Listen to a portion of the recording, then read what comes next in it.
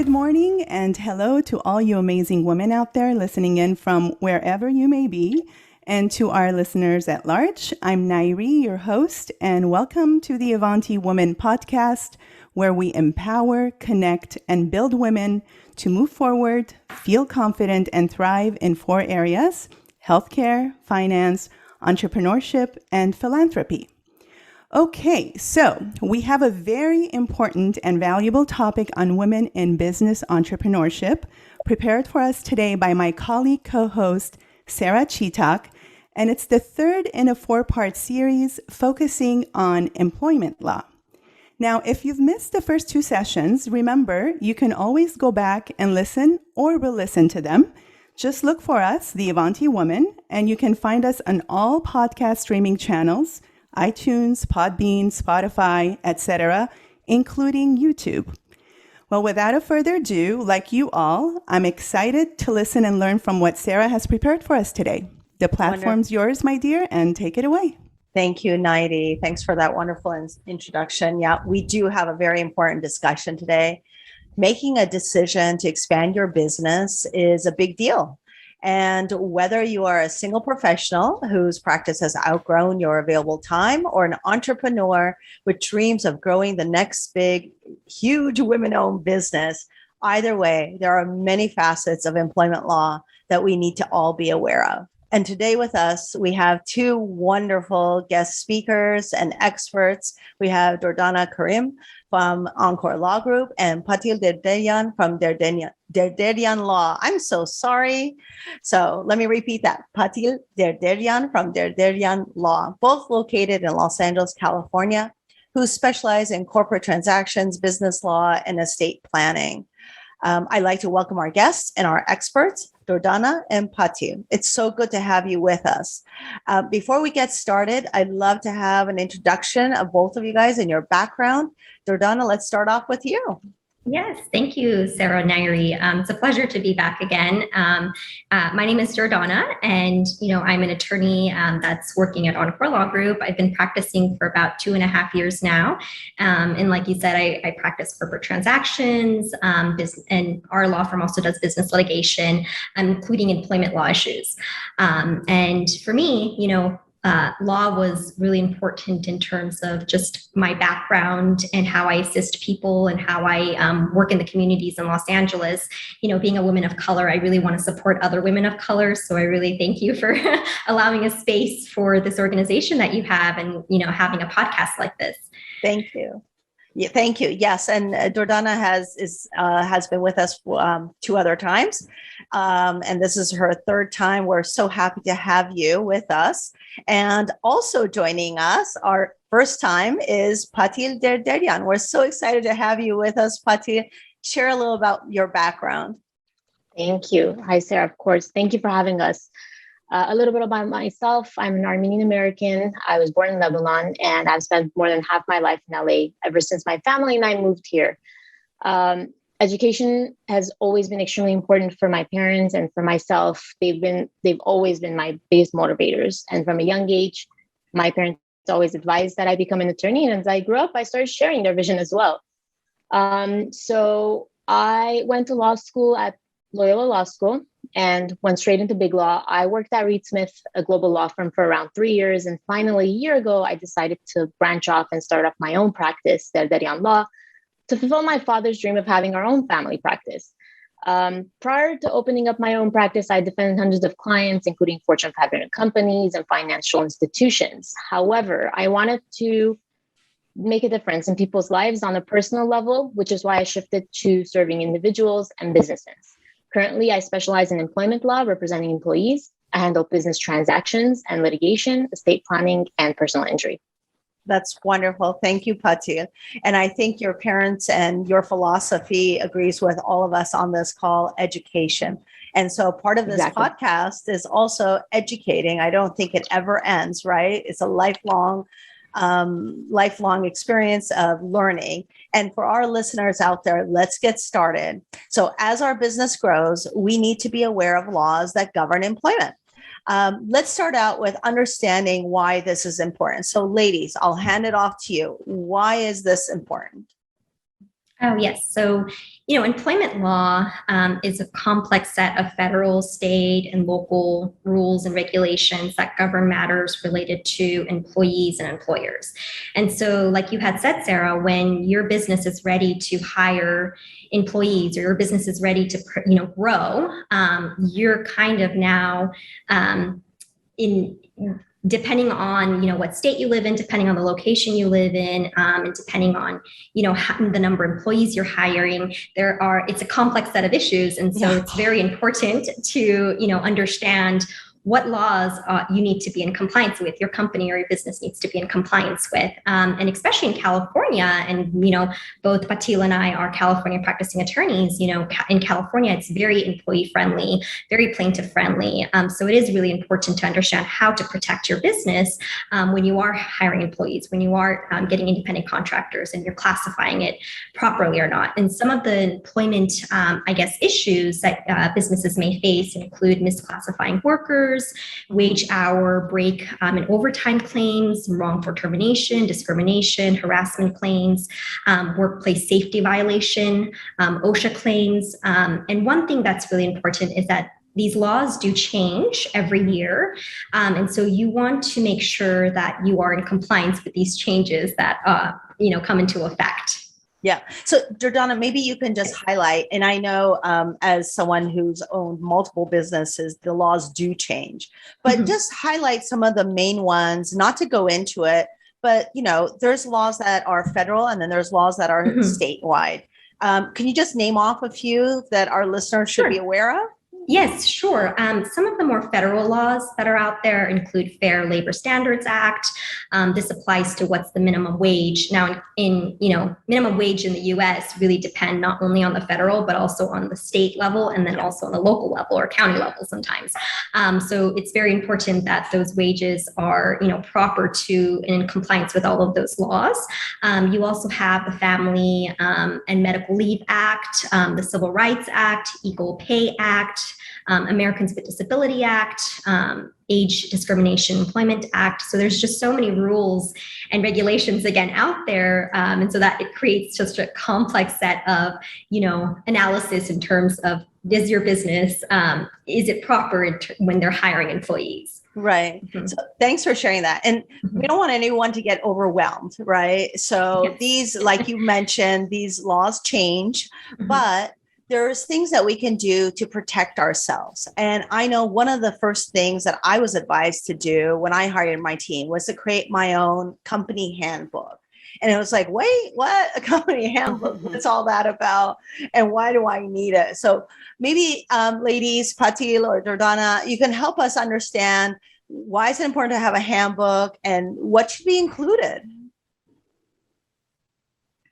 Yes, sir, of course. Handbook as Durdana will be discussing in detail. However, before putting together a handbook, I also want to talk about having an employment contract, which is extremely important. A good employment contract is beneficial to both the employer and the employee. It spells out the rights and obligations of each party. It creates a strong basis for protecting both parties. For example, it protects the employer from certain risks, such as confidential employer information from spilling out or trade secrets, both during and after employment. It also protects the job security of the employee. Here are some essential provisions and clauses that should always be considered and inserted if deemed proper after further discussing the matter with your attorney to protect the interests of both parties. For example, a good employment contract should always specify the term of employment, the length of which can always be negotiated between the employer and the employee.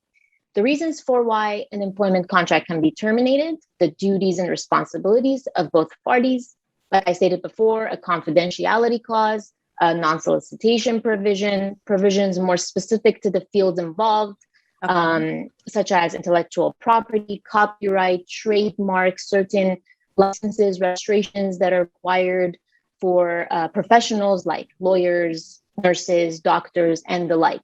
And of course, we always also recommend a binding arbitration agreement. However, first, an arbitration agreement is basically where an arbitrator, instead of a jury or a judge, make the decisions and apply the law to the facts in case there is a lawsuit. However, I would note that Our standard advice is including an arbitration agreement, although courts may not enforce it because currently there is uncertainty about the law and the decision to enforce it is being appealed. So that's just an overview, but remember, there are different types of employment contracts to always consider, including dependent contract agreements, which again, Durdana will touch upon later, service agreements, agreements for executive level employees like CEOs, and much more. Bottom line, especially with the formation of new companies, it's important to take care of these agreements from the start to ensure proper compliance and a smooth process. Thank you for sharing that, Patil, because yes, absolutely. I'm so glad you brought that up, that the contract is really important and that should come first, even before the handbook. And I'm so glad that we have experts like yourself here to just remind us of the benefits and really protecting both the company, the employer and the employee, and you want it to be a reciprocal relationship. So, Patil, Durdana, Patil said that you're going to talk about the handbook. So tell us about the handbook and why that's important. Yes. I know I've always had one, both as an employee, and then I've also had one as the employer that I shared with my employees. So take it away. Of course. So employee handbooks, it's a valuable kind of handbook that you have that enables you to have communication resources for both the employees and the employers. It provides a guidance for employees in terms of how policies and procedures are for the company or for your business.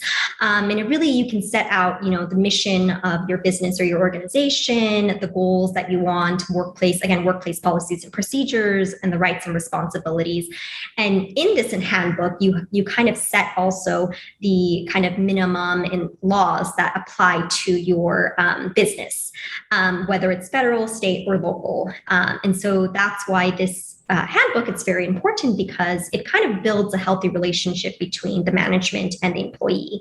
And it's really a vital outline in terms of the logistics, the timekeeping requirements, when an employee can clock in or clock out, whether an employee is, how payment is made based on exempt or non-exempt employees, the hours of work, the pay periods and the like. And, it's important to have this because this kind of provides a guideline both for employers and the employee.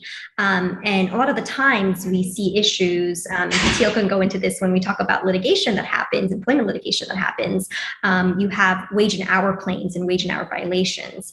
And so this kind of provides for both parties a way to make sure you're in compliance with all of those complex employment laws that are out there in the US. And you can also set kind of other benefits as well for employees in terms of if you're providing health insurance benefits and retirement benefits. Other types of packages include things like family medical leave, jury service, how that works, sick leave, the notice that's required for vacation time if you're providing vacation time, all of that. So it's kind of a go-to guide for the employees. And what's really important, again, since laws are constantly changing, that you're also updating and reviewing the employee handbook, on a yearly basis to see, okay, these new laws, and especially in California, these new law just got implemented and gone into effect. Does it apply to my business? Should I update it or not? That's a really important thing to do every year. At the end of the year, we kind of do that for some of our clients. Yes. That's great. And thanks for sharing. And I agree. The handbook really puts everybody at ease, so to speak, both the employer and the employee, because what the rules are for the company and what the policies are. So there's no confusion. Everybody's on the same page. It really eliminates the confusion, the guessing game, or any of that type. But now one of the questions I had is, then as a new business, I really don't have the money, nor do I have the resource to be able to say, I need to hire an HR. So I can't hire an HR expert. So what's available out there really quickly? Do you have any recommendations on, how a smaller organization can get this type of assistance? Well, one thing we do always recommend as attorneys is to speak with an attorney to make sure that your business, the laws that apply to you are applicable to you, and what you're following is proper. Because really, the analysis in terms of the different employment laws that are out there is to look at, how many employees do you have? What state are you in? What, location is your business in? Where the employees are actually providing the services for your business?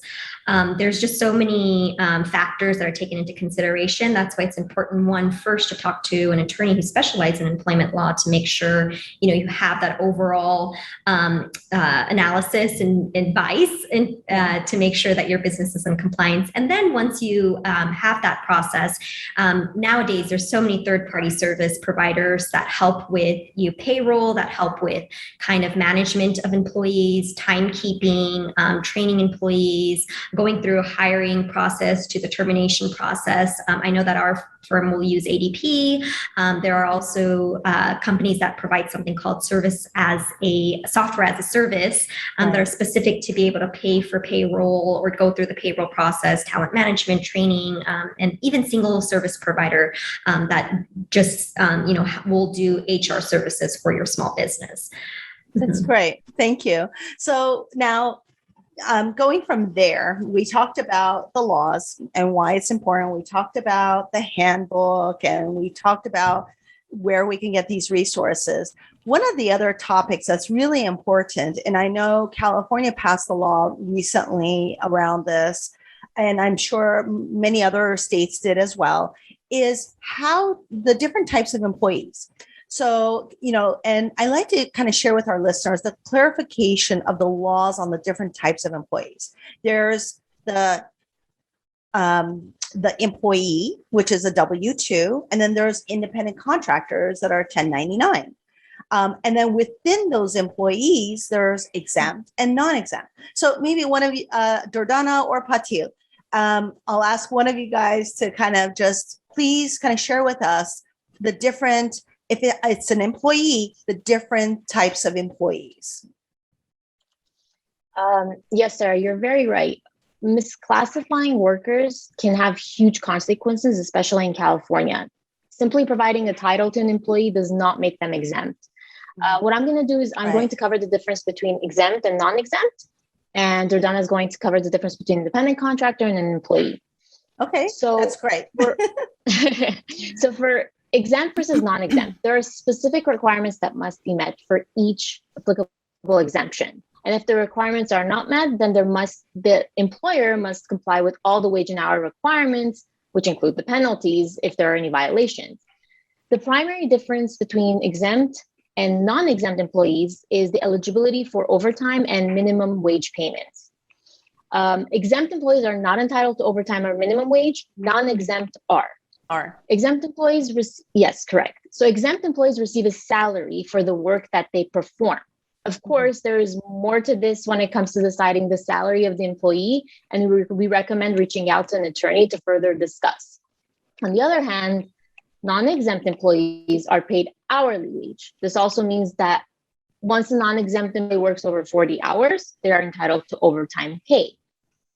So I'm going to give examples of exempt and non-exempt just so it's clear to the audience. Examples of exempt employees who receive salaries, once again, include executive employees like CEOs, professional employees like doctors, lawyers, nurses, engineers, even teachers, and administrative employees like HR, accounting, and finance. On the other hand, non-exempt employees, who are the ones who get paid hourly, include contractors, interns, servers, retail associates, and the like. The type of employees basically who take direction from a supervisor, but they themselves do not have any administrative or executive roles and positions. Okay, that's good to know and very important. So then what about employee versus independent contractors? What are the rules around it? And how do I determine if someone truly is considered an independent contractor, a 1099? Who can help us with that? Yeah, I can discuss a little bit on that. Okay. So for determining whether someone that you are hiring is an independent contractor employee, I will just say first, it is a complicated analysis.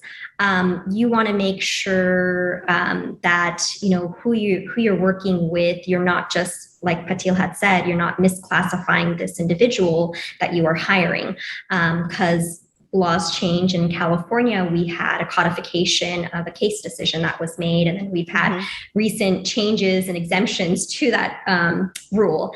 And so the general overview of when you're determining if there's, this individual that you're hiring is an independent contractor or employee, is to look at the kind of control that the employer has over this individual. Are you determining the hours that this person is working? Are you determining the type of pay, or is it something that they're providing to say, okay, this is the service that I'm going to provide you, and these are my compensation for the service that I do? Are you providing the equipment, or is this individual bringing their own equipment? Are expenses reimbursed? Do they receive any type of benefits? Those factors are taken into consideration to determine if it's an independent contractor employee. And then in California, we have had something called an ABC test. Some of the factors that are determined, and the ABC test really came from this case decision called Dynamax that was passed. And so some of the factors that are taken into consideration include whether, again, it's the control, whether this individual that you're hiring has their own level of control, or you're controlling the hours, the time they're coming in, where they're working. Those are all taken into consideration. The performance of the work, is it outside the usual course of hiring for the specific business, or is this individual providing the services only for your business? Is the individual also that you're hiring customarily engaged in independently established trade or occupation that they usually perform, that's usually known to be an independent contractor type of trade? So those are all taken into consideration. And what California had done recently is codify, which means make this decision into rule through something known as AB5. And so that has gone into the labor code, and they've also they've listed specifically who are independent contractors, who classify as independent contractors. Now, this doesn't necessarily mean if you do classify someone as employee or independent contractor, you're not always prevented from litigation. Right. It could come back, and a court could come and say, based on these factors, it leans more towards an independent contractor, or leans more towards an employee, because you've started now controlling the type of work they're doing, or they're only providing the services for your business and not for anyone else. Well, you just brought me to my last topic that I wanted to talk about, Durdana. And I mean, this is such a wealth of knowledge, and I'm so glad that we have the two of you, the experts. But since you brought it up, I think it's the last question that I really had is about litigation. I don't want to scare any of our listeners because I think there's a lot of key points here, but it's just more about being aware of situations and how to prevent them. And but what are those circumstances in which a business can be sued for employment practices, and how does a company protect itself?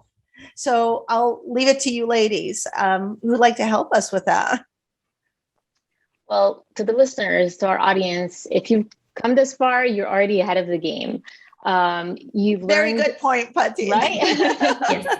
Absolutely. So, but basically this point brings everything together. Employers can be sued for multiple reasons, and we already touched a lot of them and we talked about it. One, let me name a few of them again. So misclassifying workers, right? Claims for misclassifying workers include classifying them as independent contractor versus employees, or exempt versus non-exempt. For such violations, there are penalties. Another category of violations include wage and hour claims, claims involving unpaid overtime. And again, that ties back to whether or not you know if your employee is exempt or non-exempt.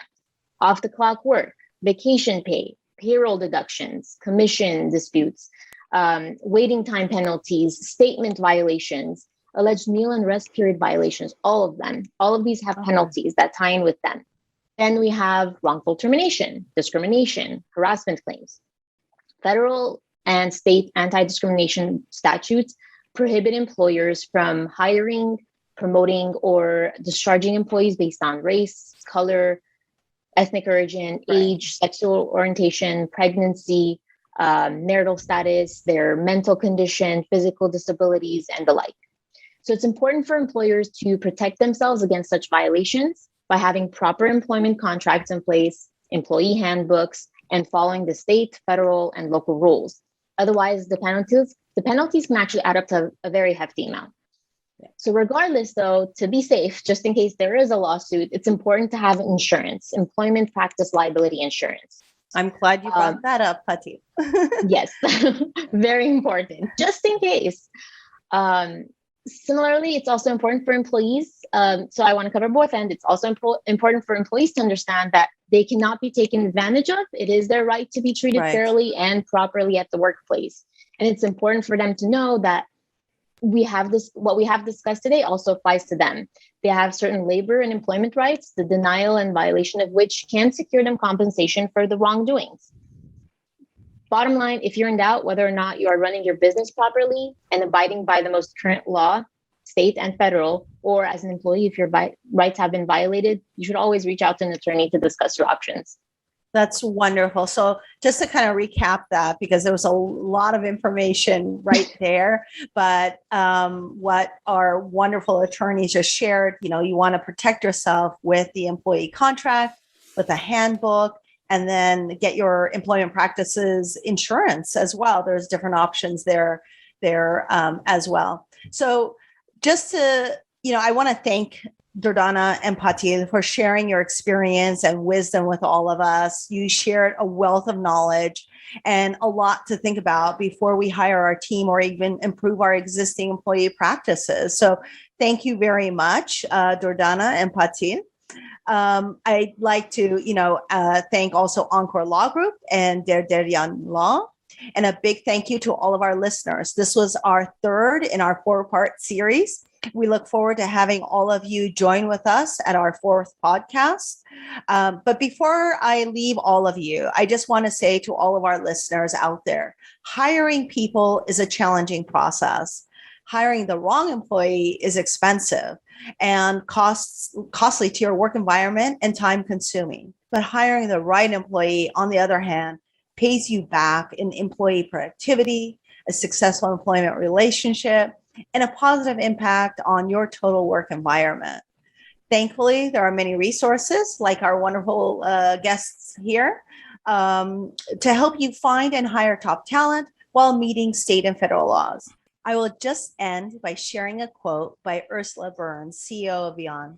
Believe that there are no limitations, no barriers to your success. You will be empowered and you will achieve. I'm going to hand it over to you, Nairy. Any closing remarks? Love it, Sarah. No limitations. You know what they say, whatever the mind can conceive and believe, it can achieve. And it's all about what the Avanti Woman, also known as Tao, is about. It's all about empower, connect, and build, right? So thank you, Durdana, Patil, and Sarah for this important and much necessary topic that's a lifeline for every entrepreneur and business owner. Now, everyone out there in business for yourselves or thinking about it, I highly recommend that you listen to this episode. Thanks, Encore Law Group and Derderian Law, and to all our listeners.